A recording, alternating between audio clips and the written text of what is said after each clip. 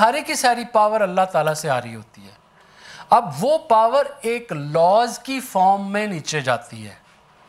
किसी ऑर्गेनाइजेशन का जो हेड होता है वो हर जगह पे खुद तो नहीं जा रहा होता, उसके बनाए हुए लॉज नीचे चल रहे होते हैं।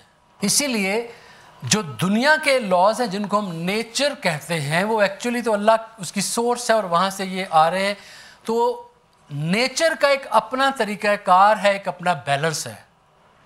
इसके अंदर बहुत सारी चीज़ें हैं, आपने उसको अंडरस्टैंड करना है, उस लॉ को अपने लाइफ के किसी भी ड्रीम में मूव करना है। जब भी आप नेचर के लॉ से डेविएट करेंगे तो आपका कोई भी ड्रीम है वो पूरा कोई नहीं होने वाला।